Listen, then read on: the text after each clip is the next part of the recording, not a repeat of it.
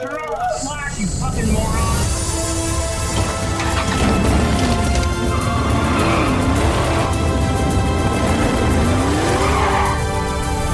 I don't have friends. I got family. Hi, welcome to Screen Share, a movie podcast about wondering if you know how they live in Tokyo. Oh, my name's Calder. I'm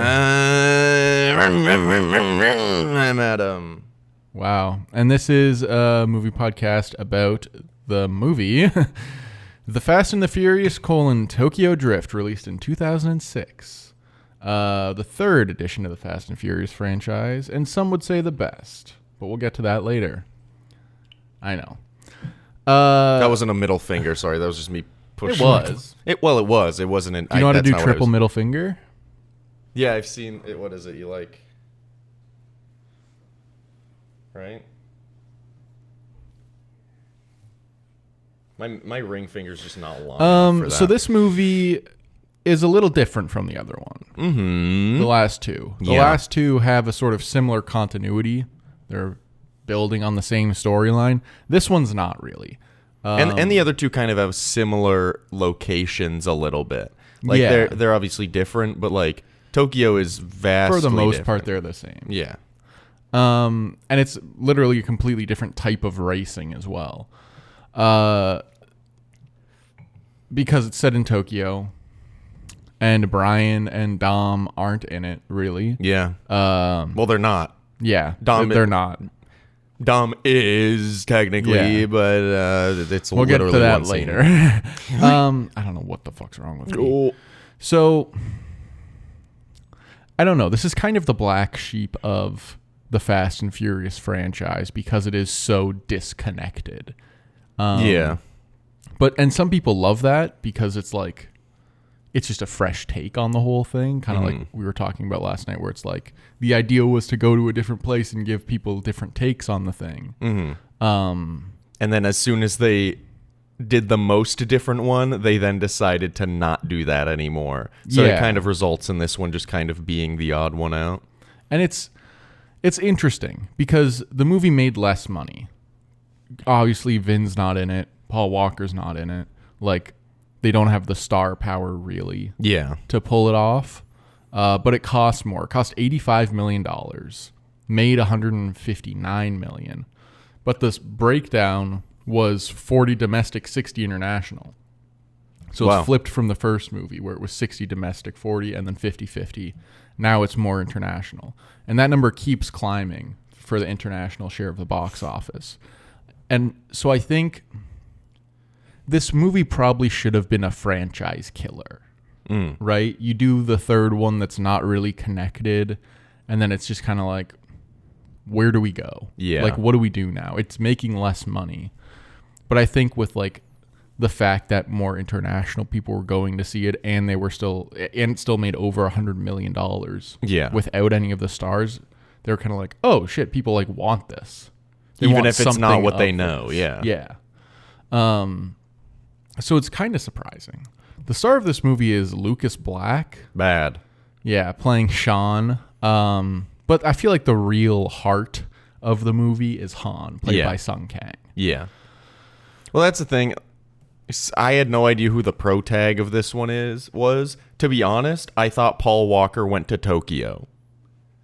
But that's not what happens. I feel like that'd be a more interesting movie. Yeah, but instead it's just we're introduced to this guy who's maybe the most boring man I've ever looked at, and his character doesn't really do much to divert away from that idea. And like, he hadn't done much before this. He's also not a great actor, and he didn't really do anything after this. So it is a bit of a blip that it's just like, let's see if this guy will work, and then it doesn't really. But the movie ends up working. He's like good enough that I like don't want to stop watching, but he's like by far the character I'm interested in the least in the movie.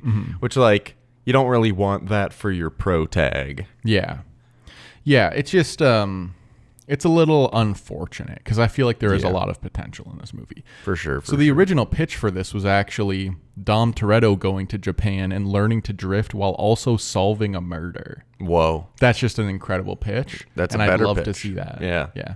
And also Paul Walker going to Tokyo and learning to drift is also better. It's just like, I don't know. I think this movie is just like kind of great in some ways, but it's just so weak in like the two main characters, like Sean and the love interest, Neela. Yeah. Where both of them are kind of not great actors. Yeah. You're not really convinced that they care about each other at all or that they would care about each other. Yeah. But everything else surrounding it is kind of really cool and good.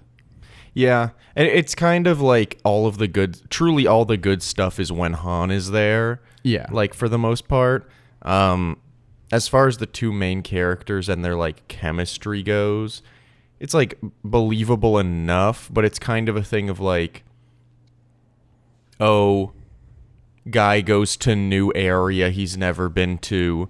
The first girl he sees, he's like, oh, and then he's like immediately at the point where he's like, I'd do anything for her. And it's like, okay. It's like, it is basically Karate Kid 2010. Yeah. A little bit, yeah. Where it's just like, guy goes somewhere because something happens. Although there was a point where like Han says something to him where he's like, why don't you just like find a Japanese girl like every other white guy in Japan? Which is like a throwaway joke, but I was also kind of like, it is a little bit weird that he comes to Japan and the girl he goes after is the one not Japanese girl. Yeah. It's kind of, it's like, it's not a bad thing. It's just like, no, it's just like nothing about them says chemistry at all. Other than like, oh, they're really good at smiling at each other. It's like, okay. Yeah, I guess. It's just, it's weak. This movie opened up next to Cars, Nacho Lee, and that's it. Sorry, I just had a fucking my brain just broke. It's okay. This movie, the box office weekend, what the hell was that? You're fine. Opened up next to Cars and Nacho Libre. Yeah. Which is kind of an interesting sort of threesome. 2 car movies and Nacho Libre, a wrestler. Weird trio, 2 that relate to each other and 1 that doesn't. Yeah, it's more like, of just like an interesting duo. Like they didn't plan it. Yeah, that way. Nacho Libre is a Nickelodeon movie. Yeah, we should do that. Weird.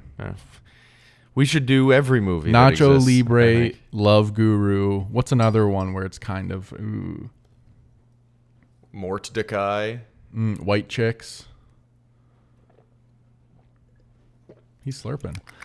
This movie's the first entry from Justin Lin into the Fast and Furious franchise. Weird that like this is the one he started with and they went, that's the guy we'll get to do the rest of them. It is kind of weird. Yeah. Which it's like, it's one of those things where it's like, I mean, we've talked about this with like some of the Star Wars stuff too. Sometimes something just happens and it's like unclear why it happened that way, but then it ends up being the best decision for the thing. Yeah. So, I don't know. I'm sure there's like a lot of things like that have almost happened in film where like the right decision was almost made and we just will never know. But I'm glad that... Like Mort Decay. I think the other option for the director was Vladimir Putin. That wasn't the name I was trying to say. I was trying to say Francis Ford Coppola. Definitely don't sound alike, those names. I know. It's just, you know, with all that's going on in the world. Before... All right. Are you drunk this episode as well, or was it just I wish, man. too fast? Before doing Tokyo Drift, Justin Lin made 3 movies. The first one was a movie that him and another guy he went to film school with, they like each shot half basically. So it's 2 stories that you're cutting between. And John Cho, I think. Yeah. From like Harold and Kumar. Yeah. He's in the movie. Oh, cool. As well as Sung Kang, I think. And some other like pretty notable actors are all in this movie called Shopping for Fangs. Oh, yeah. And one half of the movie is about a woman who's like becoming a werewolf. Or no, a guy who's becoming a werewolf. And another half is about a woman who's like trying to get out of a life of drugs. Sort of. It's like, it's a very strange and weird movie. But the one with the woman is Justin Lin's. And it is like kind of the better half of the movie. But I mean, I would have guessed that would be the better half based on the Yeah. two descriptions personally, but the one half is kind of a hard pitch. But I think it was just like, we just got out of school. Let's just make something that's very cheap. Like the movie cost $100,000, I think. Then after that, Justin Lin makes Better Luck Tomorrow, which is kind of like his big early movie. Yeah. It introduces the Han character, and it's is about it the same character? Yeah. Oh, yeah. It's about a group of like young Asian Americans who are like trying to make money, and like it's a little bit like Waves, where it's about like the stress of being a teenager and all that, and like finding yourself and letting go, but it's a little more like harsh. Yeah. I think throughout the whole thing, because Waves has like the nice second half. It's a pretty good movie. It's one of the better like early director movies. I'd kind of compare it to like Hard Eight or something, if you've seen that movie by Paul Thomas Anderson. Then he does Annapolis, which is I think it's with James Franco and Tyrese. Sorry, I should have wrote this down. Annapolis movie, because I guess it's a place, but it's like a war movie about pilots in like a ship or something. I haven't seen it, but Jordana Brewster's in it and Tyrese is in it, which is kind of surprising. Yeah. And this came out in 2006, which is the same year as Tokyo Drift, but it was made before Tokyo Drift. So he kind of like climbed his way up a little bit like Christopher Nolan, where he's like, I'm going to do a tiny little one that's a little bigger, then one that's a bit bigger in Insomnia, and then we're going to go into like Batman, where he like gets his chance. Because Tokyo Drift is an expensive movie. Yeah. Like $85 million is a lot of money. And I think he pulls it off. Yeah. And to the point of like, how did he become the guy? I think it's just the fact that like all of the racing scenes that are very like the racing scenes are much more complicated than a drag race because of the drifting aspect. Yeah. I think part of it is that like that's just legible. You can understand what's happening. And the races in this movie are like better than either of the other two. Yeah. Like the other two there's some interesting stuff in the other two, but like these are more tense, these are more like action packed. And like you said, you can tell more of what's going on. Yeah. It's not just like, I see him going fast, I see him hit NOS button, he's now going even faster. Yeah. And then I also think it's that like he clearly cares about the characters he's portraying on the screen. Yeah. And like is able to like mix a little comedy and a little like melodrama in very well, even if the two lead performances aren't great. Yeah. But like I said, I think everything else around those two is like quite good. Like I think Bow Wow is pretty good in the limited time that he's given. Yeah. And his car is sick as fuck. The car. Hulkmobile. But yeah, I think that's why. Just because it like he is able to communicate it and cares about the people in the movie. Yeah. A little Han fact. His name is actually Han Lu, but a popular alias is Han Solo. Yeah. You knew this. Han Solo. Yeah. Classic. What a little fun little tie. Which actually, worth mentioning, Sung Kang did eventually join the Star Wars universe. He played a character in the Obi-Wan Kenobi show. He played the fifth brother, one of the Inquisitors. And he looks horrible. Yeah. He, I think, might have 3 lines in the whole series, and he was absolutely wasted in the role. Oh. Not like he was wasted like he was drunk, sorry. Like they wasted his talents. I was excited for that, and then I watched the first episode, and I was like, oh, you can't tell that it's Sung Kang. No. So why cast him? Yeah. Like, it's stupid. And like they like digitally alter his voice to make it sound different, so He doesn't look like Sung Kang. He doesn't sound like Sung Kang. He doesn't really have enough lines. Also, it's Sung Kang. He's like someone who has like so much natural charisma, and they put him in a role where it's like a guy who's emotionless for the most part. Yeah. So it's like, why He's got Riz. It's just like He's got Riz. If I was making a Star Wars product, I would cast Sung Kang, but I would make him not that. Jedi obviously. Master. I mean, he'd be a fun Jedi. He'd be a great he'd be a great Han Solo type character, like a smuggler, a scoundrel, or a bounty hunter or something. Like, Yeah. there's just like a million roles that he would do great in the Star Wars universe, and they chose maybe the one that just like is completely wasting him. Anyway. Yeah. But I think like his character's arc in this movie is like pretty good. Yeah. And like he is just every time he's on screen just great. I knew that he died. I didn't know he died when he did. I thought it was really? like the last scene of the movie. Yeah. It is the kind of like kill the friend to give him extra motivation thing. Yeah. Yeah, maybe we can talk a little about the timeline of Fast and Furious since we're kind of bumping into it. Maybe we'll talk about it more next week. But this movie is the third one released. But it's the sixth, or in the timeline, it's the sixth one. Okay. So it goes right before Furious 7. So does it go The Fast and the Furious, Too Fast, Too Furious, Fast 4. Fast and Furious. Sorry, Fast and Furious. Ampersand. And then Fast 5, and then Tokyo Drift. Fast and Furious 6. Sorry, and Fast then and Furious. Tokyo Drift, and then Furious 7. When does Fast 5?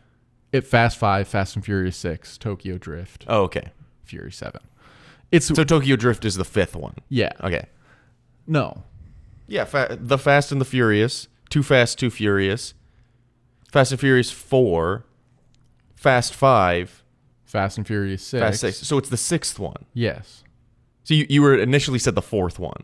I don't think I said that. Okay, well, we'll see. Let's roll the tape. But they basically warped the entire timeline of Fast and Furious to have him in it because he's good and like a fan favorite.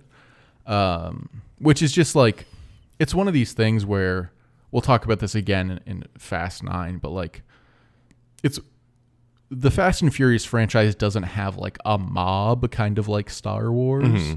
Not to actually, one is better than the other in that sense because like it's better just to leave people alone. Oh yeah, I think it's safe to say that the Star Wars fan base has its problems. But there was like a slight uprising of like, why don't let's get Han back? I really like Han. He's like a favorite character of mine and he's super cool and we need someone with charisma in the movies now. Yeah. And then the franchise, instead of like that becoming a thing where they're harassing people, was just kind of like, all right, Justin Lin's coming back. Guess what? So is Han. Yeah. And then it's just like, it's one of those things where it's a positive about the franchise that it is like more of a dip your toes in kind of thing. Yeah. Than it's your life. Yeah. Also, to be fair, Yeah. the Star Wars fans don't harass people to put characters in things. Yeah. They harass people for not liking their characters. You Yeah. know, where it'll be like, I don't like that character. I am going to message that actress on Instagram and tell her that I'm going to kill her. Yeah. It's like, it's okay. like really level headed. Yeah. But Roger Ebert kind of liked this movie. Gave it a 3 out of 4. That's pretty good. Said, you know, it's a fun romp. The plot is thin, to say kind of the least. Yeah. It is really just like the Karate Kid thing of like, train, final battle. Yeah. But it is enjoyable. It's relatively short. It moves quickly. I will say I did appreciate that we do see him like suck at drifting. Yeah. Like a lot. Yeah. Like it's not like he sucks at drifting once and then learns how to drift and is really good. It's like he sucks, he tries again, he sucks, he starts to train, he's pretty bad at it, and then like you start to see him do better, and like it's pretty gradual, Yeah. which is nice. Retrospectively, outlets on the internet have like done their Fast and Furious rankings and have placed this one near the top of the list, which I think is maybe wrong. Well, here's the thing. Going into this, I thought Tokyo Drift would be my favorite one. Yeah. Just because I was like, I feel like the style of it, the vibe, the location, like the content, I was like, that's going to be my favorite. And I knew that I liked Han. So I was like, that's going to be great. And then like within 10 minutes of the movie, I was like, so far this is like easily the worst one. Then we get to Tokyo, it starts to get a bit better. But like watching it, I was a little bit surprised because I knew that this one is like considered by a lot of people to be one of the best ones. So watching it, I was a little confused. Yeah. Which like, do you know why people like looking back see it as one of the better ones? I think it's a bit of the like, I don't even really know. I honestly think it's like bloggers trying to have a hot take kind of thing, where it's like, actually, I think Tokyo Drift is the best one, or like people like with Star Wars, people being like, Revenge of the Sith is actually the best one, where you're just kind of like, no, though, it's not though. Yeah.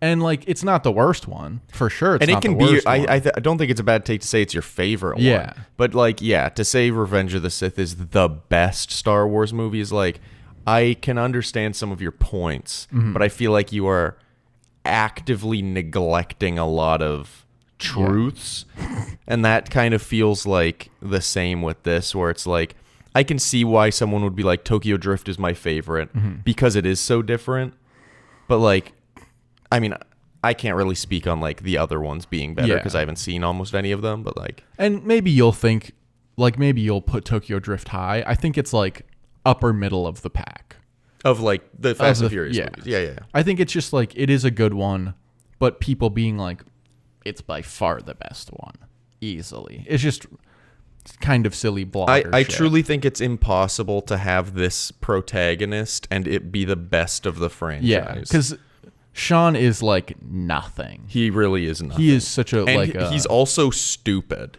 Yeah. Like he makes so many dumb decisions so often that I'm just like, why are you doing that? Yeah. So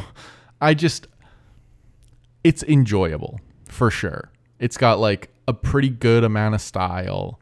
I like the cars a lot. Yeah. I think some of them are really cool. There's some really funny stuff. Like the first race where he's drifting that's a great scene because he's like, I'll race you for it. And then the guy's like, oh, sure, you can race me. The DK is like, yeah, race me, sure.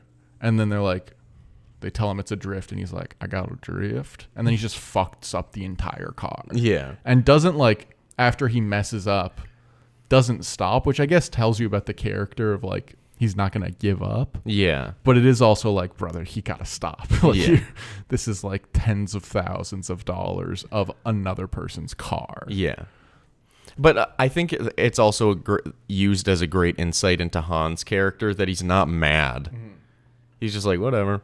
Like, obviously you got to pay me back, but like, I'm not upset. Also, just the angle that Han has on everything is interesting, with him being like, it's worth destroying a car if I figure I can trust someone or like learn about someone's character, whether it's good or bad. Yeah. He's like, I've got money. I can like fix the car. Yeah. But what I don't have is like true like friends and trusted allies. Yeah. So like, and just his general worldview of like, you just kind of got to make decisions in life and just live with them and move to the next one.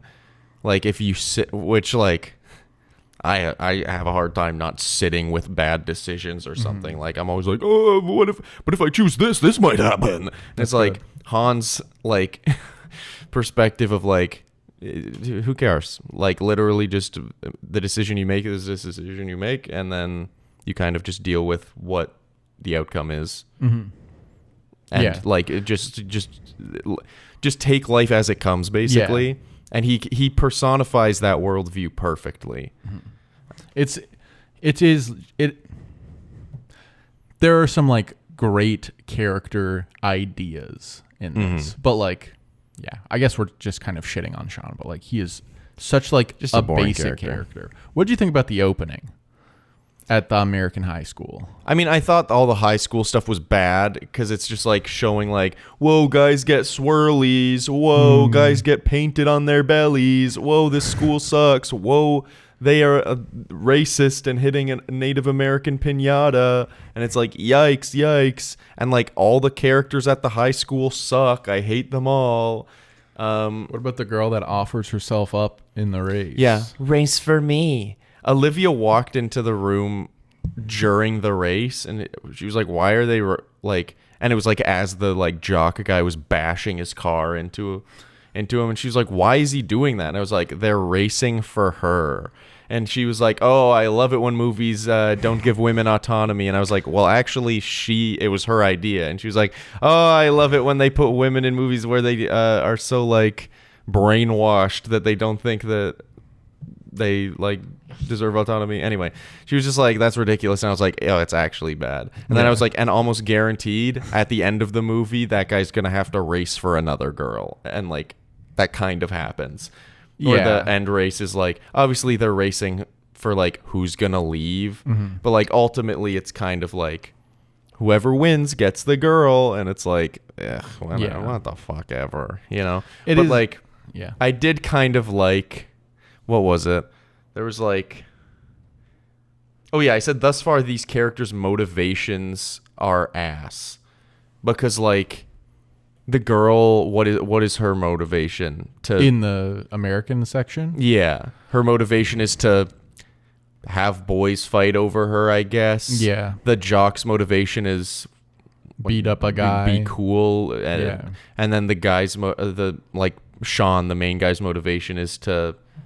He's like standing up for himself. Yeah, right? His is just like that is like a core part of this character where he like will stand up for himself and sometimes other people without thinking about it or without considering the consequences, but which gets him into trouble and clearly does in the opening. Yeah, but it's very like, okay, he's a guy who gets a full head of steam and keeps going. Yeah, like.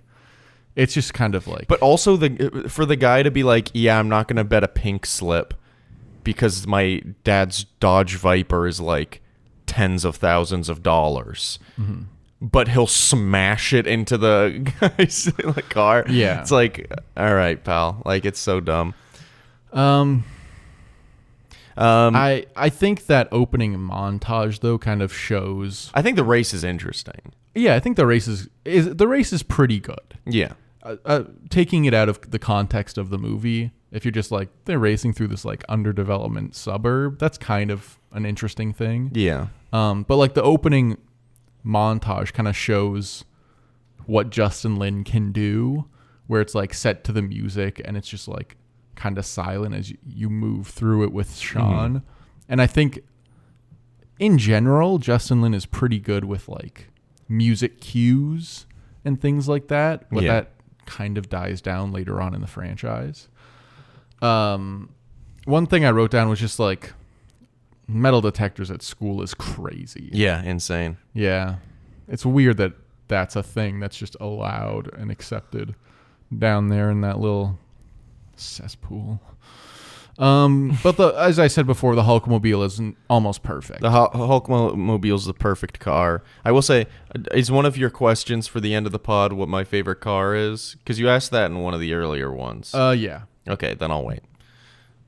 Because there's some pretty great cars in this movie. I think the selection of cars in this movie is the best so far. Yeah. Yeah. Because some in like Too Fast, some of the cars are kind of they're like cool, but like I would like never Hot drive Wheels. them. Yeah, exactly.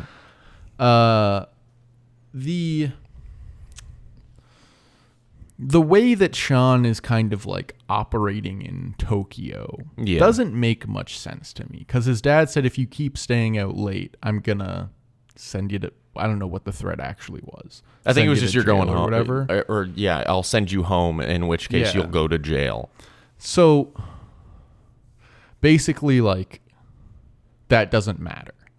None of the stuff with the dad really matters at all. Yeah, because I kind of like that dynamic, but it's not really explored. Mm-hmm. It's kind of just like he doesn't listen to his dad, and then his dad saves him from being shot by also having a gun, and then he just helps his son, and then it's not really addressed. Yeah. And it's like, okay. And there's also the weird thing when Sean gets there where it's like, was his dad sleeping with a prostitute? Like, what was happening? There is some weird stuff like that. Like when Sean's in America and his mom goes in to talk to the police and he's just waiting outside. And they're just like very clearly like something sexual's happening, I think. Yeah. Because they're like giving each other eyes, and then she's like, there's got to be something that we can do to like not have him sent to jail. Or like, and us but not then the move. Texas police officer is just like, you got to send him to Tokyo. Yeah, which isn't really explained either. Yeah. I think the explanation was just like, she didn't want to move again because she has a new job or something. But like, they're basically like, he can't stay here. So I think it was like, I guess go move in with your dad who's in Tokyo. Yeah. I think that the whole setup is kind of like, it's kind of whatever, but we get there. So we get to Tokyo. Mm-hmm. He goes to school. He meets Bow Wow. Bow Wow's a hustler. Yeah. It is kind of crazy that like Bow Wow is just in this. That in all three of them, they got a rapper to be like the second or third guy in the movie. Yeah. I think that's just like kind of a funny thing to do and just be like, yeah. In every place where there's a street racing scene, there's also a rapper who is like really involved with our main character. Yeah. I like Bow Wow a lot. I think he's pretty good in the movie. And I think he's a pretty good side character. I will say, I think the side characters in this movie are the worst thus far, because I don't think Han is a side character. Okay. And then it's like, who are the other good side characters? There's Bow Wow and like, I feel like the villain guy's decent. Yeah, he's fine. But like nothing exceptional. Yeah. Really. So it's really just Bow Wow. And to be honest, I don't think Bow Wow is as good of a side character as Tej was, or as like, I know Tyrese wasn't a side character, but as Tyrese was, or Suki. Like, I think the other movies just like have better, and Jesse in the first one. But like, I think the other movies have better side characters. Bow Wow is good, but I also don't think he gets enough. Like, there's so much focus on Sean that it's like, I wish they gave a bit more room. And like, they have a crew of people that's like are a part of Han's crew that like we see multiple times, but we don't like get to know any of them literally at all. We don't even know any of their names. And it's kind of interesting because one guy in the crew comes back. And you're not going to know which one it is. Cool. Like, you won't, like, you'll know when it happens. Sure. But like, you would not expect this guy to be the one that comes back. Yeah. It is interesting that they were like, let's bring a couple of these guys back later on, and they pick this one guy. Well, it's just weird because there's like the scene where, what's the villain's name? I can look it up. I honestly have no clue, and I don't know if like, it's significant. I think it's just because I like don't care. Oh, okay. Like, the villain is just so, he is like, he's not that much different from any of the other villains in the franchise. It's just DK. Oh, right. Yeah. DK, when he comes and like, he finds out that Sean hung out with, what is it? Neela. Yeah. Like, so he comes and beats up Sean, and everybody just kind of watches him get beat up because everyone's like, we can't mess with DK. Yeah. But like, then DK gets up and leaves. And then like some of the girls of Han's crew like go over and they're like making sure Sean's okay, and they like seem really worried. And I'm like, who are these people? Who are they? Like, yeah. I want to know who they are. Also, another thing about Bow Wow's character, just his name being Twinkie, and then they call him shortening Twink. it to Twink is just another one of those wild things where it's like race wars. Yeah. Where it's just like, guys, just like 3 more seconds. Well, because like he introduced himself as Twinkie. Yeah. And I was like, oh, that's kind of funny. And then everybody kept saying Twink, and I was like, who are they talking about? And then there's one scene where like Sean's to him says He's like come calls on, him Twink, and I was gotta like, do this. I was like, oh, all right. It is one of those things where you're just kind of like, My thing is like, why? his nickname is Twinkie. Yeah. You don't do you shorten a nickname? I guess so, man. Like I honestly don't know why. It's just a weird why, choice. Why? Why? Yeah. Don't worry about it, cuh. Lucas Black. Ejectocito, cuh. Man. We Goodness. did get a little crazy last night. The The music. I think the music is a bit of a the Bit of a hit. soundtrack is a bit of a standout in this Yeah. movie. The Tokyo Drift song obviously is iconic. There's a couple other like early 2000s like rock songs where you're like, this is so silly but perfect for the time. Yeah. And I think like in general it adds to the fun thing, and the music's used in good places to like keep the movie feeling like it's moving along. Yeah. Because this movie could be much more boring than it is. Oh yeah. I think it nails kind of like the Tokyo vibe, like with the music and like with like a lot of the characters and a lot of the set pieces. And we are speaking as experts on Tokyo. Yeah. But I mean like they get a really great vibe across. The only thing that I wish is that it was a little more colorful. Yeah. Like it's colorful when they're like in the parking garage with a bunch of cars. But like I don't know. I expected a lot of the races and a lot of the other set pieces to be like a little more colorful, but like a lot of the movie like feels kind of like gray, like which is I feel like it should not like that. That feels like I see Fast and Furious Tokyo Drift, and I'm like, that isn't like going to be like very vibrant and bright. Yeah. Like. And I don't mean bright as in like take place during the day. I think it's cool that most of it takes like place during neon the night. kind of thing. Yeah, neon stuff. But like it's kind of just gray a lot of the time. I think the interiors are pretty good. Yeah. Throughout the movie, like the arcade, when they go to that like club, when they go to the bathhouse, even the school is like has some cool areas. Sure. But when you're outside, and especially in the final race, it's very like dark and Well, because that gray. literally takes place like along a cliffside. Yeah, and it's kind of like I get why they did that, but Yeah. also like, wouldn't it be cooler if it was just like a really sick parking garage Yeah. that they had to race through, and like people were honking as they were passing, and like that? It was Like- more like that than let's go race down a mountain that has no lighting at all. The reason I thought that Han's death was like in the end of the movie was because I thought that like them racing through Tokyo, like the city streets, I thought that was the final race.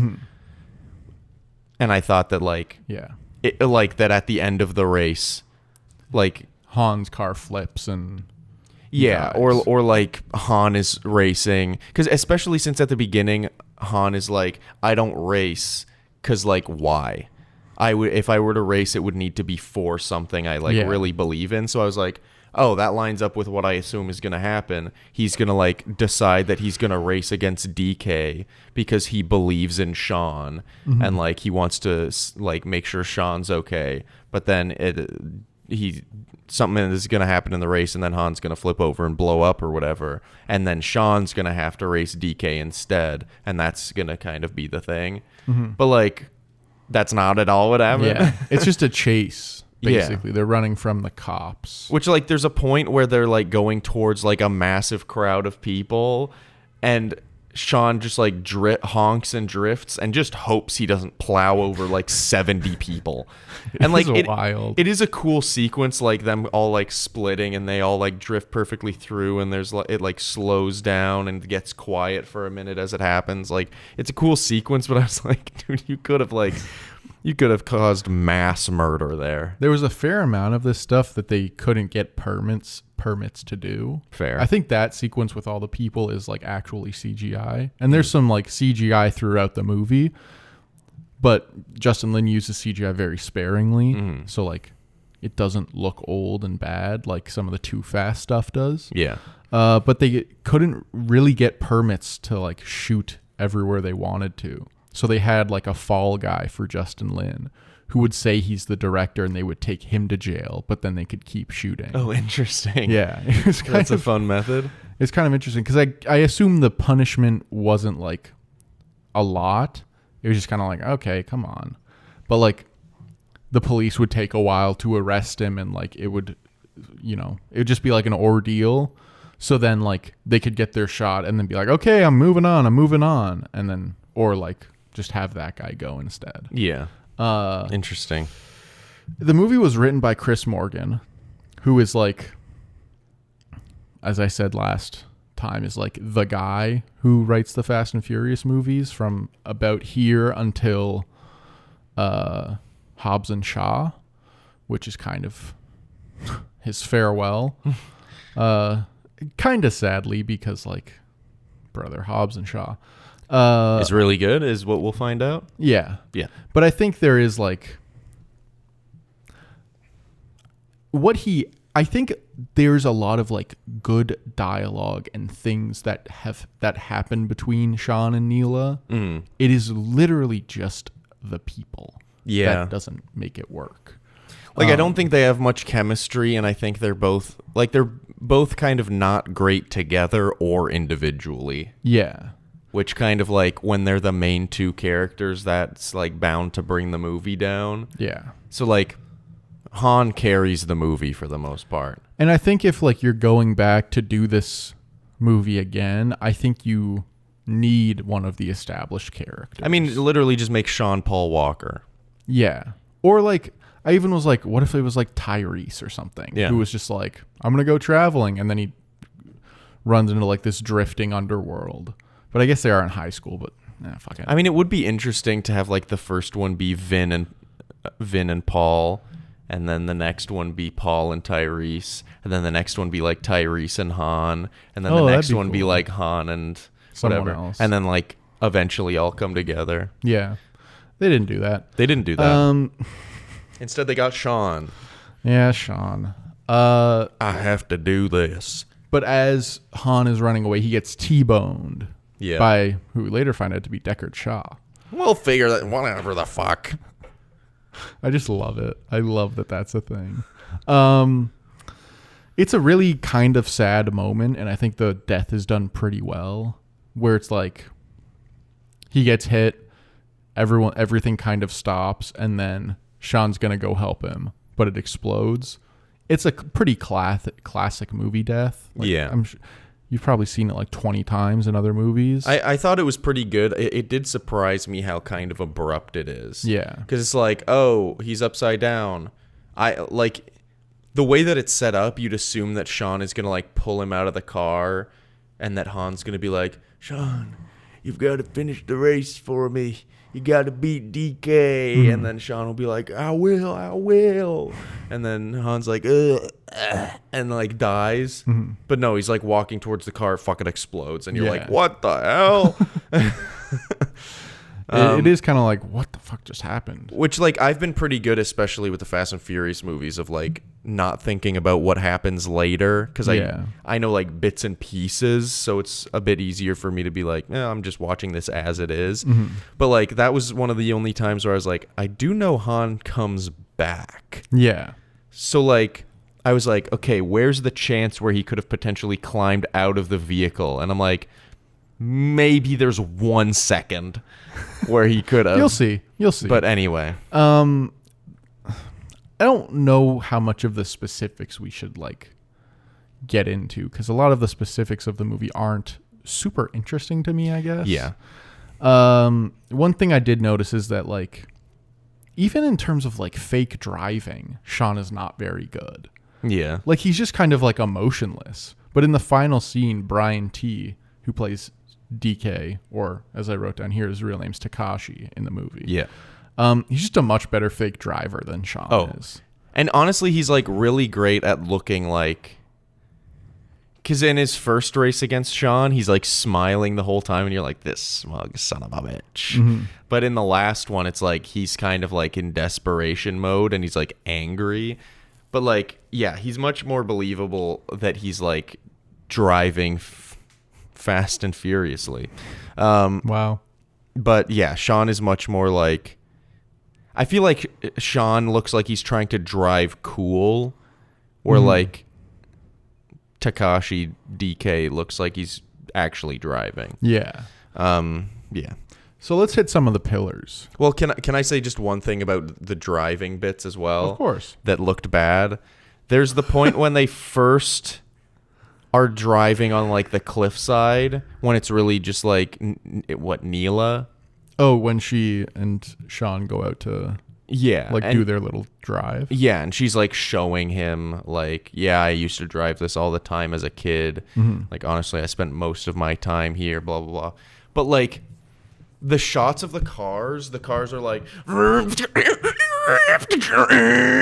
and then they cut to inside and it's like, I used to drive these all the time. Yeah, it's very like tranquil. But it's like, you are not talking that quiet or like moving that little in the car when the cars are like swerving violently around each corner. That was the only time where I'm like, that is not possible. It does feel like a bit of a like out of body thing. Yeah. Where it's like they're so in love or whatever. They're so into each other that they don't feel the world around them. Well, and I interpreted it as well as like, she's talking about this in a very like spiritual way, where she's like, there's something about these cliffs. There's something about like hitting a curve.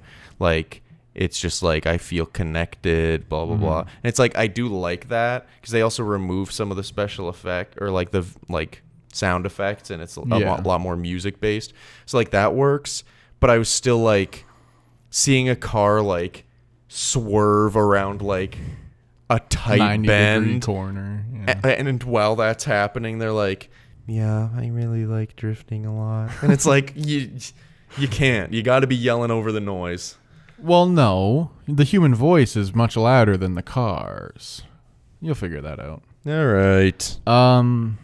Yeah, we talked about the dad. We talked about Bow Wow. Well, you can do called the Twink. pillars if you'd like. Yeah, I'm just trying to, before we get to the pillars, because that's sort of like the start of our wrap up. That's true. Yeah. So our pillars, Brian and Mia, obviously not in it. And they're replaced, and it's not as good. Yeah. It's like the love story of the movie is not there. Yeah. The family, kind of weak. There's like a little bit of it. I really like the Han-Sean relationship. The fact that Han kind of like inserts himself as like an older brother, mentor type character. But that's kind of it. Yeah. It's only... The family is like... Han is so good. And he's like brought these people together. But we don't get much out of like the other people who were like tuning his car, or those girls that are there to like pick up Sean when he gets beat up or whatever. Yeah. So it's just a little weak. It's not fully developed because they are like a bunch of new characters and whatever. Yeah. Dom is in the movie, Sure. but not really. It's the equivalent of a post-credits scene. It's basically. I talked about this on one of the earlier Fast and Furious episodes. They offered Vin Diesel $60,000. He said no, but I'll take the Chronicles of Riddick to do this little cameo at the end. Basically because it seemed like the franchise was headed towards straight to video, and then it did well. I don't think it's because Vin Diesel's in the end, but like I think Vin Diesel saw a bit of a future with the franchise, and like that there was something coming, because like what's the point of even being in it at all unless you're gonna be in the next one? You know. But again, he's not really in it, and there isn't really someone who fills that patriarch role. Justin Lin, this has the Justin Lin tone, where there is like his signature thing with the Fast and Furious is silly shit's happening, but it's serious, but not deathly serious. You know? Yeah. Where it's like, And I think Han is the best at capturing that in this, where it's like, yeah, he's like extorting people for money and like doing all these serious things, but like he's doing it with a bit of a little wink and a nudge kind of thing. But it's not like making fun of what's happening. Yeah. It's not like it's not goofy, but it's like not fully serious. Yeah. Like it's just like they strike a good tone. It's like the straight white dude camp thing that we talked about. Yeah. And then the grounded action, the drifting is really cool. Yeah. It's like just such a cool thing. And they do a lot of it for real. And when they don't, the CGI looks decent because it's pretty sparing, or it's like an epic wide, like when they're drifting through the crowd of people. I do think that by the final race, I was like, and we're drifting. But like the fact that it took till the final one for that to happen shows that like they kept it pretty fresh. And even in the like final race, they kept it fresh. Yeah. I think the final race should not have been on that mountain. Yeah. I understand why it is in the context of the story, and like a second person has never come down the mountain. Yeah. It's like, okay, shut the fuck up. Like, that's kind of lame. As soon as they said that, I was like, didn't you guys just race down this mountain a couple nights ago? Yeah. It's one of those things where you're just kind of like, this isn't the thing. Yeah. I think maybe just have like a really sick parking garage. Yeah. And then, or have them race through the streets of Tokyo for the final one. Yeah. It's just like such a weird, sort of bland place to do it. But like the stunt driving is cool. Yeah. It is all very cool, especially when they're getting chased by the cops and they're doing like short drifts through the traffic as they're like trying to get away from them. That's so cool. That's such a cool thing. Yeah.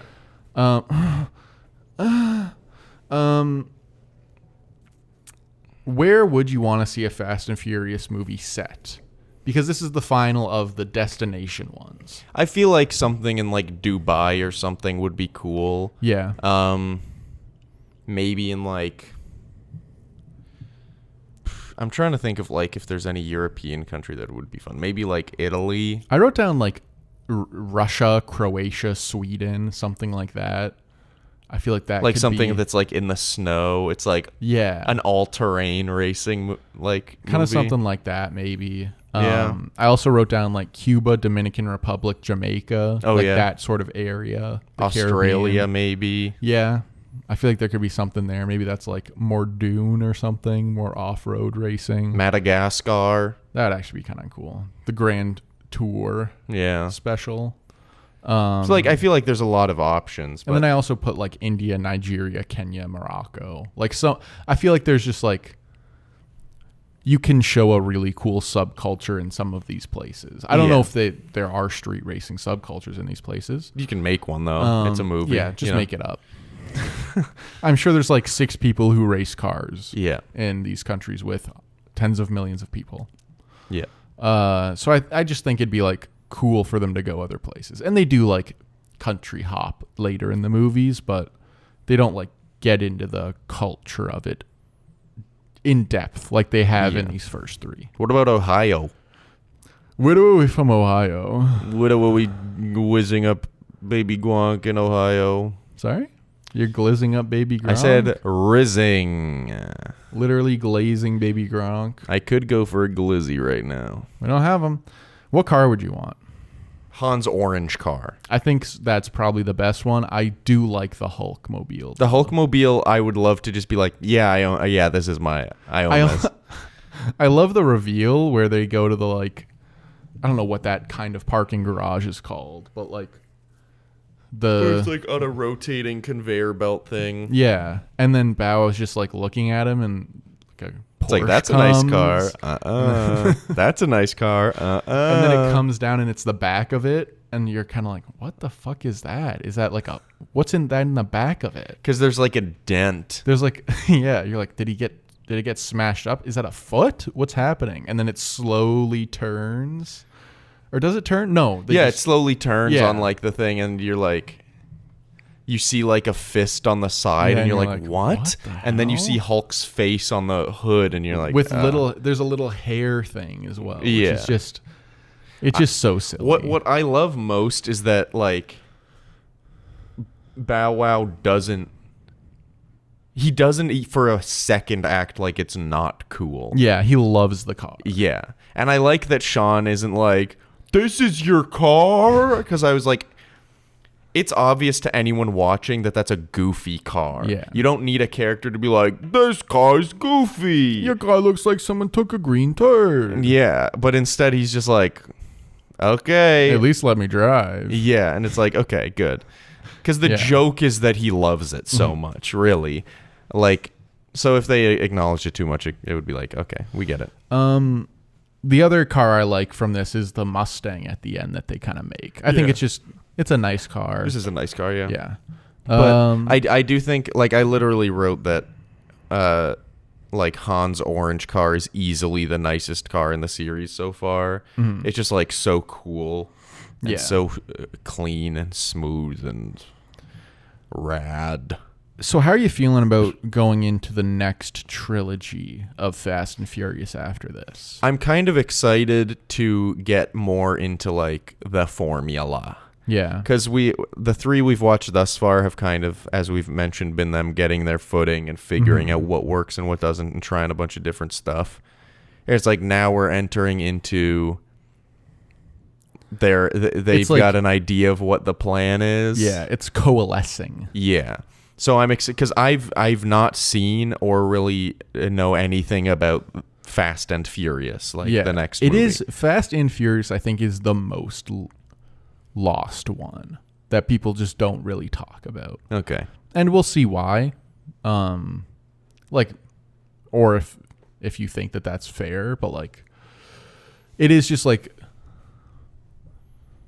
we're getting it back together. We're getting the band together in number 4. Here we go. What are you thinking about rank for this one?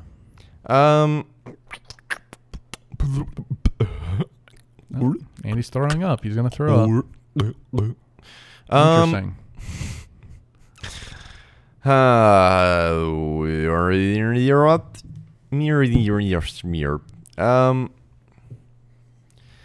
This one's tough because, like, do I like it better or worse than Too Fast, Too Furious? I don't really know. Yeah. I think that's a fair statement. There is, like, I feel like they're similar in a lot of ways where it's like, there's some cool stuff, but, like, it's not like, it doesn't have it, you know? It doesn't have the juice. Sorry, my mic cut out. What I was going to say was that looking at the list, it's still amazing me how low 10 Things I Hate About You is. You could have moved it. I could have moved it. But you chose to move some other bullshit instead. Yeah, what did I move? I think I moved Harry Potter up a little bit. Yeah. Yeah. You moved it above The Thing and Elf. Which, by the way, we haven't really been checking the Spotify questions at all, but I did see on the awards episode that our boy Matt DeVries said that Harry Potter should have gone higher even. Yeah, he's a liar. All right. Man, where to put this? We did get another one from Steven Terpstra on our Barbie episode that says, we have the nice guys to thank for exposing Gosling's comedy chops and paving the way for him to be cast as Ken. That's kind of true. Yeah. I do remember that movie coming out and people being like, he's kind of funny. Yeah. Yeah. Yeah, look at the rewards one. Yeah. Yeah. Read it out. Oh, sorry. I thought you just wanted to like see it or something. It's an audio podcast. I don't know. Brother. I kind of forgot. Calder won't like this, but I think Harry Potter could go a little higher. I would have put it above Surf's Up. So that's the thing about that is I'm like, I don't know if it goes above Surf's Up. Why are we talking about anyway, this? Sorry, because we didn't do any of the questions. It's fine. Whatever. My point is, does Tokyo Drift go above or below Jack Frost? I'm joking. I think you'd actually. This kid can't take a moment to be serious. This is work that we're doing. This is serious analytics. He doesn't understand the importance of our job. I don't know, man. Like, I would feel weird about putting it above, like, even the Batman. Well, you got to tell me where you want to put it. That's what I'm saying. I feel like You think it's below the Batman? Below the Batman? Where's that? Yeah. Like, that's above Too Fast, Too Furious. I think there are things that make this one a little bit better than Too Fast, Too Furious. My thing is, like... I actually... It's so complicated because, like, I love Han so much. I think the drifting and racing in this movie is so good. I think the soundtrack's so good. But, like, the protagonist really is the focus of the movie, and he sucks. Mm-hmm. It's like, at least in Too Fast, Too Furious, I really like Brian and Roman as, like, main characters. And I think that movie is, like, brighter and more colorful and more of, like, a fun thing to look at as well. Yeah. Yeah. How about you? I don't know. I do have a hard time with the protagonist in this one, where it's just kind of like he's just bland guy. Yeah. He doesn't really have much else going on. So you're saying above Kubo, below Batman? That's like my initial thoughts, but like I'd be willing to put it like lower, and I'd even be willing to put it a little higher. Like, I think based on what you think. I feel like we just put it right under Too Fast. Right under Too Fast? Yeah. Because I think it's just like, there is just like a bit missing. Yeah. And I like the movie. I like Too Fast as well. And this is a part of the list where it's like, we like these movies, but it doesn't like reach whatever. It doesn't realize its full potential. And I just find the main character to be pretty insufferable. Yeah. It's like if Alita Battle Angel, the protagonist, was Hugo. Yeah. You'd be like, it's like, there's the rest is really cool here. Yeah. Which, like, is kind of what we even said in the movie, is like the protagonist is cool and like some of the world building's cool, but like a lot of the characters, specifically Hugo, suck ass. Yeah. And it kind of holds the movie back. And that's a side character. In this movie, it's like the main two characters are like not great, good. Especially the main character. So it's like, it does really hold it back. I'd be okay with putting it below Too Fast, Too Furious. Okay. So let's do that. So at 42, yeah. below Too Fast, Too Furious, and above Apollo 13 is Fast and Furious Tokyo Drift. The Apollo 13 ranking has millennials crying right now. I think millennials are crying. I do think a lot of people would be like, that's egregious to have Apollo 13 below the likes of Tokyo Drift and Too Fast, Too Furious. Honestly, almost everything above it. But. I'm too fast. I'm too furious. But I also get what you meant when we talked about Apollo 13. We don't need to talk about it again. So that's going to be it for our Tokyo Drift episode. Mm-hmm. This one's a bit of a shorter one compared to the others. Still over an hour, but... Yeah, but I appreciate you listening. Next week, we're doing Return of the Jedi as the kind of capper on our original trilogy section of the Fast and Furious. FVS dub. Yeah. Fast and Furious versus Star Wars. Yeah. We're capping off the original trilogies. Then we're taking a bit of a break, but we'll talk about that later. Yeah. Not a break from podcasting, but a break from Star Wars and Star Wars and Fast and Furious. Thank you for listening. If you like it, follow the podcast on your favorite podcatcher, and we also have the video on YouTube. So maybe check that out whenever the next episode comes out. I'm Calder Amos Wood for WKYN. I'm Adam Cook for Eating a Friend. And there it is.